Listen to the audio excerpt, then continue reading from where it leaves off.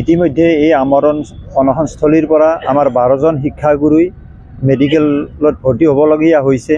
যে অতি দুৰ্ভাগ্য আৰু পৰিতাপৰ বিষয়, আজি 5 দিন অতিক্ৰম কৰিলে, কিন্তু আমাৰ মাননীয় মুখ্যমন্ত্ৰী মহোদয় সদম্ভে তেওঁ ঘোষণা কৰে যে তেওঁৰ অসমত কোনো আন্দোলন নাই, কোনো প্ৰতিবাদ নাই।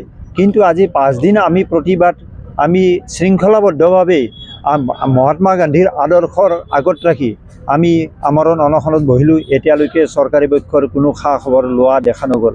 আমাৰ প্ৰতিবাদৰ এটাই মুখ্য উদ্দেশ্য, 2021 চনৰ 30 জানুৱাৰী তাৰিখে তেওঁ খানাপাৰা খেলপথাৰত নিযুক্তি পত্ৰ প্ৰদান কৰি বা ৰৈ যোৱা বাকী শিক্ষকখিনিক 45 দিনৰ ভিতৰত তেওঁ আমাক নিযুক্তিখিনি নিয়মীয়াকৰণ কৰিম বুলি তেওঁ প্ৰতিশ্ৰুতি দিছিল। আৰু সেই প্ৰতিশ্ৰুতিৰ ভিডিঅ' ফুটেজ এতিয়া আপোনালোকৰ প্ৰতিটো চেনেলত বাজি আছে।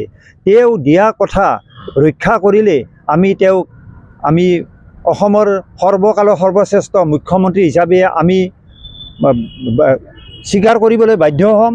আৰু যদি নাৰাখে তেতিয়াহ'লে তেওঁ সেই সময়ত দিয়া প্ৰতিশ্ৰুতি ভুৱা বুলি তেওঁ আজি আমাক ঘোষণা কৰক যে সেই সময়ত মই ভুৱা প্ৰতিশ্ৰুতি দিছিলোঁ। কাৰণ সেই ভিডিঅ' ফুটেজ তেওঁ দেখিছে, আজি প্ৰতিটো নিউজ চেনেলত বাজি আছে তেওঁ কোৱা কথাখিনি। গতিকে সেই তেওঁ কোৱা কথাখিনি আজি ৰক্ষা কৰি আমাৰ এই দুৰ্ভগীয়া শিক্ষকসকলৰ পদখিনি নিয়মীয়াকৰণ কৰি আমাৰ এই অনশনস্থলীত এটা ইতিবাচক সঁহাৰি জনালে আমি নথৈ আনন্দিত হ'ম। মাননীয় মুখ্যমন্ত্ৰী মহোদয়, আপুনি আজি ইণ্ডিয়া টুডেত প্ৰকাশ পাইছে যে ভাৰতবৰ্ষৰ ভিতৰত শ্ৰেষ্ঠতম মুখ্যমন্ত্ৰী হ'বলৈ গৈ আছে।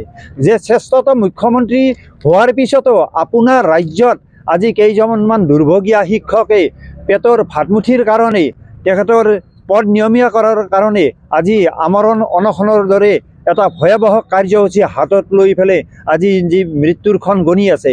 গতিকে আপুনি আপোনাৰ কথা ৰক্ষা কৰক, আপুনি দিয়া প্ৰতিশ্ৰুতি ৰক্ষা কৰক। অন্যথা এই সকল শিক্ষক আৰু ঘৰলৈ উভতি নগৈ যদি আপোনাৰ কথা আপুনি ৰক্ষা নকৰে, তেনেহ'লে ব্ৰহ্মপুত্ৰৰ বুকুত আত্মজাহ দিয়াৰ দৰে কাৰ্যসূচী ৰূপায়ণ কৰিবলৈ গৈ আছে। আৰু সেই কাৰ্যসূচী ৰূপায়ণ কৰাৰ আগমুহূৰ্তত আপুনি এই সমস্যাটো সমাধান কৰক।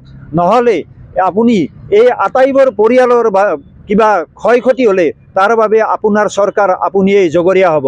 গতিকে এনেকুৱা চূড়ান্ত এটা সিদ্ধান্ত লোৱাৰ আগতেই আপুনি এবাৰ ভাবক, চিন্তা কৰক যে আপোনাৰ ৰাজ্যৰ প্ৰজাগণে, আপুনি ৰজা, আপোনাৰ প্ৰজাই আজি কি অৱস্থাত দিন কটাবলগীয়া হৈছে, কি অৱস্থাত তেওঁলোকে আপোনাক অনুনয় বিনয় কৰিবলগীয়া হৈছে। গতিকে মাননীয় মুখ্যমন্ত্ৰী মহোদয়, আপোনাক কাতৰ অনুৰোধ জনাইছোঁ, আপোনাৰ ভৰিত ধৰিছোঁ। আচলতে শিক্ষক হিচাপে আনৰ ভৰিত ধৰিব নালাগে। শিক্ষকে হৈছে জাতিৰ মেৰুদণ্ড, জাতিৰ প্ৰাণদণ্ড। এটা জাতি গঢ় দিয়াত, এটা মানৱ সম্পদ গঢ় দিয়াত অহৰহ চেষ্টা অব্যাহত ৰাখে। তথাপিতো আপোনাৰ ভৰিত ধৰিছোঁ, আপুনি দিয়া প্ৰতিশ্ৰুতি ৰক্ষা কৰি আমাক এই আমৰণ অনশন ইমানতে সমাপ্ত কৰিব বুলি আশা ৰাখিছোঁ। নমস্কাৰ।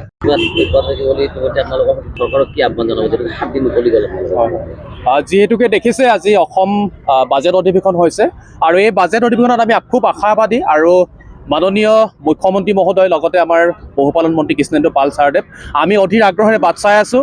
আমাৰ দাবী পূৰ্ণ কৰিব আমি নিশ্চিতভাৱে। আৰু যদি তেওঁলোকে আমাৰ দাবী পূৰ্ণ নকৰে তেতিয়াহ'লে কিন্তু ইয়াতকৈ জংগী আন্দোলন গঢ়ি তুলিম, আৰু সেইটো ইতিমধ্যে অৱগত কৰিছে।